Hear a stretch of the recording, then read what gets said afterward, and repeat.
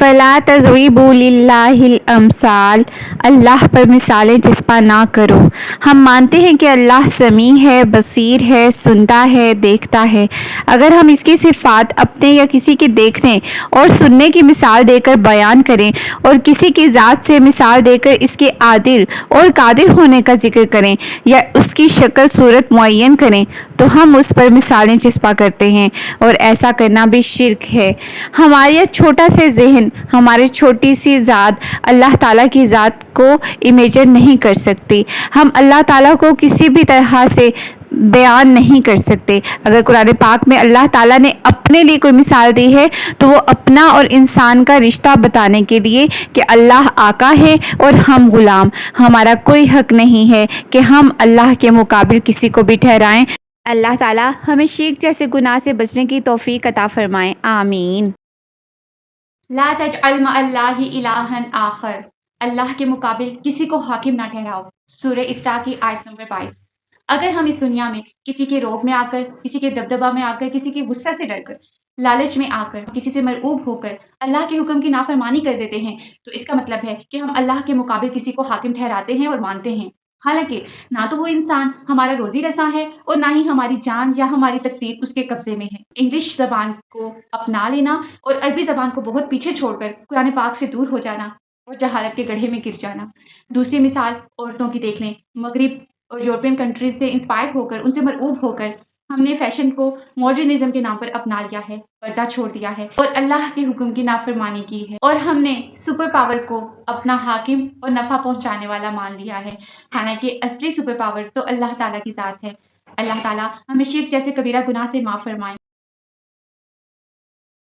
سورہ ہود آیت نمبر 2 میں اللہ تعالیٰ ارشاد فرماتے ہیں، اللہ تعبدوا الا اللہ، اللہ کے سوا کسی کی عبادت نہ کرو۔ ہم عبد ہیں اور اللہ تعالیٰ ہمارے آقا۔ عبد کا مطلب ہوتا ہے غلام۔ آقا سے اوپر کوئی نہیں ہوتا اور غلام سے نیچے کوئی نہیں ہوتا۔ ہر غلام نے اپنے آقا کی بات ماننی ہی ہوتی ہے، اور عبادت اسی انتہائی عزت اور تعظیم کا نام ہے۔ عبادت میں صرف نماز شامل نہیں، عبادت میں حقوق اللہ، حقوق العباد اور قرآن پاک کی ایک ایک آیت کی تعمیل کرنا شامل ہے۔ اللہ تعالیٰ ہمیں اپنے عبادت گزار بندوں میں شامل فرمائے، آمین۔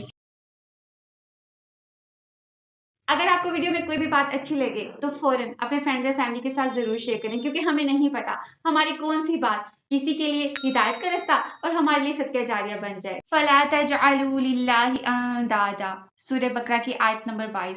اور تم کسی کو اللہ کے مقابل نہ ٹھہراؤ۔ سب سے زیادہ بزرگی اور بڑائی کی ذات اللہ ہی کی ہے۔ اللہ کا کوئی ثانی نہیں، اللہ کا کوئی مقابل نہیں۔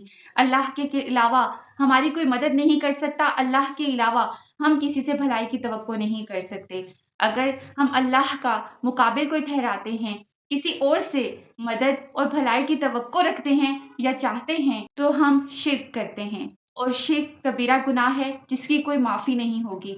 اگر دنیا میں کوئی بہت ہی انسان سخی بھی ہے اور اس نے کسی قسم کا کوئی گناہ نہیں کیا لیکن اللہ کی ذات کو تسلیم نہیں کیا یعنی شرک کیا تو وہ جہنمی ہوگا، اس سے سخت باز پرس ہوگی قیامت والے دن۔ اللہ تعالیٰ ہمیں شرک جیسے کبیرہ گناہ سے بچنے کی توفیق۔ لا تجعلوا اللہ عرضۃ لایمانکم، اور اللہ کے نام کو اس بات کا بہانہ نہ بناؤ کہ اس کی قسمیں کھا کھا کر احسان اور پرہیزگاری اور لوگوں میں صلح کرانے سے رک جاؤ۔ سورہ بقرہ کی آیت نمبر 224۔